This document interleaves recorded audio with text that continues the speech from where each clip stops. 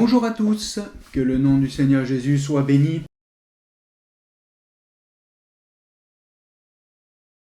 J'aimerais partager avec vous ce texte de Deutéronome au chapitre 30, les versets 1 à 4. Lorsque toutes ces choses t'arriveront, la bénédiction et la malédiction que je mets devant toi, si tu les prends à cœur au milieu de toutes les nations chez lesquelles l'Éternel ton Dieu t'aura chassé, si tu reviens à l'Éternel ton Dieu et si tu lui obéis de tout ton cœur et de toute ton âme, ainsi que tes enfants, en te conformant à tout ce que je te prescris aujourd'hui, alors l'Éternel ton Dieu ramènera tes déportés et aura compassion de toi. Il te rassemblera encore du milieu de tous les peuples, parmi lesquels il t'aura lui-même dispersé. Même si tu étais exilé à l'autre extrémité du ciel, l'Éternel ton Dieu te rassemblera de là. Il ira te chercher jusque-là. Amen. Voilà, ce texte nous parle des épreuves, de la bénédiction, mais aussi de la malédiction. Ce texte nous dit que lorsque ces choses arriveront, si tu les prends à cœur. Dieu permet des épreuves dans nos vies, non parce qu'il prend plaisir à nous voir souffrir, mais afin que nous ouvrions les yeux et que nous prenions à cœur la réalité de notre vie. Il est facile de se laisser entraîner par le courant de la vie, des activités du travail, de la famille et de bien d'autres choses. Il est plus difficile d'ouvrir les yeux sur les choses spirituelles et de comprendre le sens réel de notre vie et de son cours. Dieu a un plan pour chacun de nous. Aucun n'en est exclu ni exempt, mais Dieu nous a créés avec une volonté pour notre vie. Nous ne sommes pas le fruit du hasard, mais une création unique, voulue, désirée et aimée par Dieu. Dans son amour, Dieu nous a donné une chose que l'on appelle le libre arbitre. Il nous a donné la faculté de faire nos propres choix, de prendre nos propres décisions. Dieu n'a pas créé des robots, mais des hommes et des femmes doués d'une volonté propre. Preuve du grand amour que Dieu a pour nous. Si nous avons notre volonté propre, Dieu a aussi la sienne. Et ses plans pour nos vies, à nous de choisir si nous voulons ou non rentrer dans ses plans, accomplir sa volonté ou vivre notre vie pour nous-mêmes, plus ou moins loin de Dieu. Dans ce texte de Deutéronome, Dieu indique clairement à son peuple qu'au moment de bénédiction, comme au moment de malédiction, nous avons un choix à faire. Aujourd'hui, face aux événements mondiaux, mais aussi à ceux qui te sont propres, personnels, comment réagis-tu ? Vois-tu ces choses comme uniquement des événements qui interviennent au hasard, ou t'arrêtes-tu à réfléchir dessus ? Le but de Dieu est d'être proche de nous. Il ne nous a pas créés pour simplement regarder de loin sa création, mais il nous a créés pour que nous soyons en étroite relation avec lui. Nous le voyons dans le livre de Job, un homme de souffrance et de souffrance extrême. Mais Job a pu dire « Mon oreille avait entendu parler de toi, mais maintenant mon œil t'a vu ». Dieu a permis les épreuves dans la vie de Job, pas seulement pour prouver au diable l'intégrité de son serviteur, mais pour que Job puisse être plus intime avec lui. De la même manière, Jésus a choisi les 12 apôtres, non pour avoir des serviteurs, pour être servis, ou simplement pour l'accompagner, mais Jésus a choisi les 12 pour être intime avec eux, pour devenir leurs amis. Dans Marc au chapitre 3, le verset 14, Marc l'évangéliste nous dit « Il en établit 12 pour les avoir avec lui ».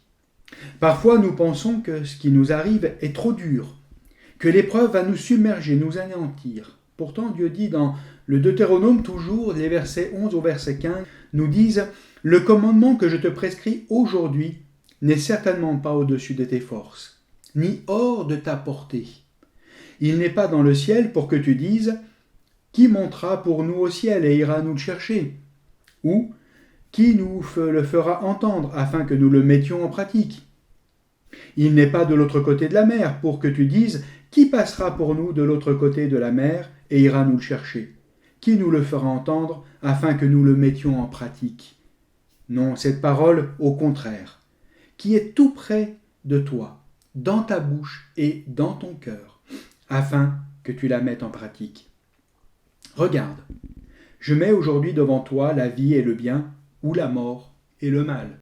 Dieu nous connaît et il ne nous demandera jamais de faire une chose que nous ne pourrions pas faire ou qui serait au-dessus de nos forces. Mais son but, c'est ce que nous dit le verset 2 de ce chapitre 30 du Deutéronome. Si tu reviens à l'Éternel ton Dieu, et si tu obéis de tout ton cœur et de toute ton âme. Après le Deutéronome vient le livre de Josué, la conquête du pays de Canaan. Durant ce livre, nous voyons un peuple fidèle qui, tant bien que mal, essaye de suivre les préceptes que Dieu lui a donnés. Non pas sans chute ou erreur, bien sûr, mais le peuple avance. Après Josué vient le livre des juges, où les choses sont bien différentes. En permanence, nous voyons un peuple béni par Dieu qui, durant la vie du juge qui lui a permis sa délivrance, marche avec Dieu. Puis, il oublie Dieu pour marcher à la suite des idoles ou selon son propre cœur, fabriquant ses propres cultes, sa propre manière d'adorer, en oubliant les préceptes que Dieu lui a donnés.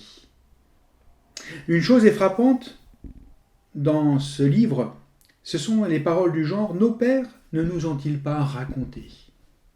Les gens se souviennent des histoires de délivrance divine, de la sortie miraculeuse d'Égypte, mais les histoires ne suffisent pas.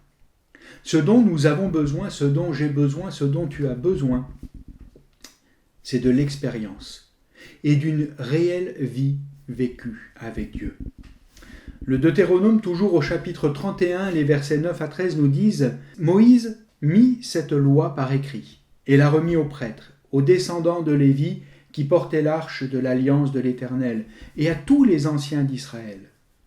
Moïse leur donna cet ordre tous les 7 ans, l'année de la remise des dettes, lors de la fête des tentes, quand tous les Israélites viendront se présenter devant l'Éternel ton Dieu, à l'endroit qu'il choisira. Tu liras cette loi devant eux, en leur présence. Tu rassembleras le peuple, les hommes, les femmes, les enfants, ainsi que l'étranger qui habitera dans tes villes, afin qu'ils écoutent et qu'ils apprennent à craindre l'Éternel votre Dieu, à respecter et mettre en pratique toutes les paroles de cette loi. Leurs enfants qui ne la connaîtront pas l'entendront, et ils apprendront à connaître et à craindre l'Éternel, votre Dieu, tout le temps que vous vivrez dans le pays dont vous prendrez possession une fois le Jourdain passé. Nous devons apprendre à craindre Dieu, à le respecter, à l'honorer. Racontons nos expériences spirituelles, témoignons de notre vie intime avec Jésus à nos enfants, nos familles, nos amis, nos proches, afin qu'à leur tour ils puissent connaître Jésus. Non pas nous voir comme des hommes ou des femmes de foi vivant quelque chose de particulier et d'inaccessible, mais apprenons-leur à vivre eux aussi une vie intime avec Jésus. Par 2 fois dans le livre des Juges, il nous est dit que le problème du peuple d'Israël était qu'ils marchaient selon leur propre cœur. Juge 17, verset 6, ou Juge 21, verset 25 nous dit « En ce temps-là, il n'y avait point de roi en Israël, chacun faisait ce qui lui semblait bon. » Nous vivons trop souvent de la foi, de l'expérience, de l'intimité des autres, que ce soit nos parents, pour les enfants, de notre pasteur, de notre Église, de ceux que nous regardons comme des modèles spirituels. Mais ce que Jésus désire va beaucoup plus loin. Il désire que nous soyons dans une réelle intimité avec lui, une vie abondante avec lui. Il désire que nous passions nos journées à ses pieds dans sa présence. Cela ne veut pas dire que nous devions rester sans activité, mais que nous sachions entretenir notre relation avec Jésus tout au long de nos journées, que nous sachions rester proches de lui et sensibles à sa voix. Jésus veut nous accompagner tout au long de nos journées, et pas seulement quand tout va mal, ou le dimanche matin, mais chaque jour, à chaque instant, il veut être avec nous. Pour que cela soit possible, Jésus est mort à la croix, brisant dans nos vies le pouvoir du péché, rétablissant le contact entre Dieu et nous, entre Dieu et moi, entre Dieu et toi. La croix, c'est ma culpabilité, mes erreurs qui sont payées, réglées par Jésus. Jésus n'est pas resté à la croix, et il n'est pas resté sur la croix. Il n'est pas non plus resté enfermé dans la mort, il n'est pas resté dans le tombeau, mais il est ressuscité, quittant le corps physique qu'il avait pour revêtir un corps spirituel, lui permettant d'être avec nous, proche de nous en permanence, par le ministère du Saint-Esprit. Jésus est notre roi afin de nous protéger, nous conduire, nous accompagner. Mais acceptons-nous sa souveraineté dans notre vie ?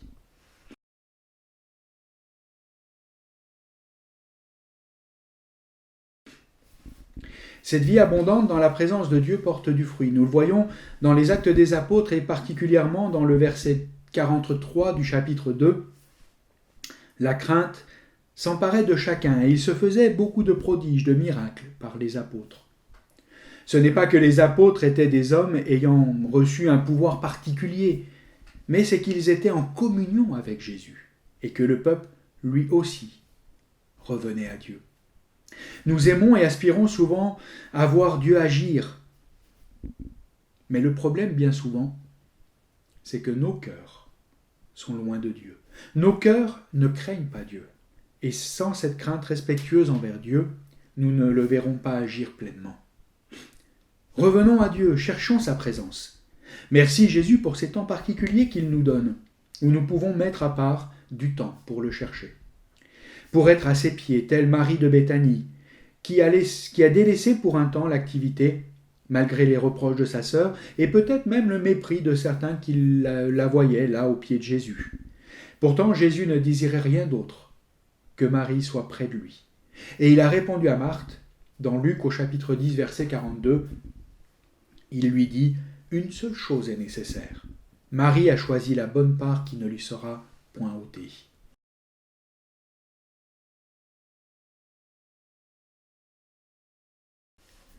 Pour conclure, j'aimerais simplement revenir sur notre mandat, sur la mission que Jésus nous a confiée.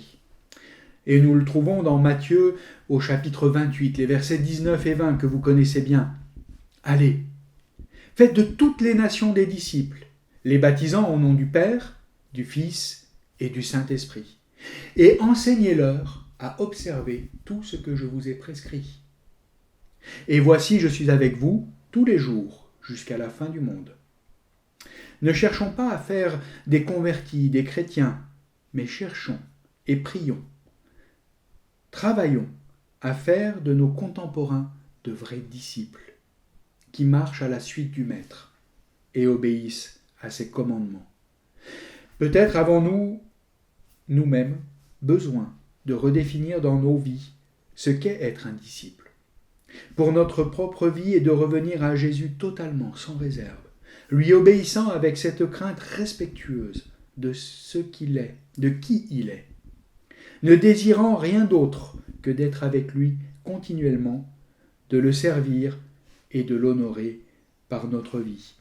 Pour conclure, j'aimerais simplement vous partager ce texte du psaume 1er qui nous dit « Heureux l'homme qui ne marche pas selon le conseil des méchants, qui ne s'arrête pas sur la voie des pécheurs et qui ne s'assied pas en compagnie des moqueurs, mais qui trouve son plaisir dans la loi de l'Éternel, qui la médite jour et nuit. Il est comme un arbre planté près d'un courant d'eau, qui donne son fruit en sa saison et dont le feuillage ne se flétrit point. Tout ce qu'il fait lui réussit. Amen. Que le Seigneur Jésus vous bénisse, que le Seigneur Jésus nous bénisse, qu'il nous donne d'être plus intimes avec lui, qu'il nous donne d'être plus proches de lui, plus sensibles à sa voix, à son écoute. Que Jésus vous bénisse. Amen.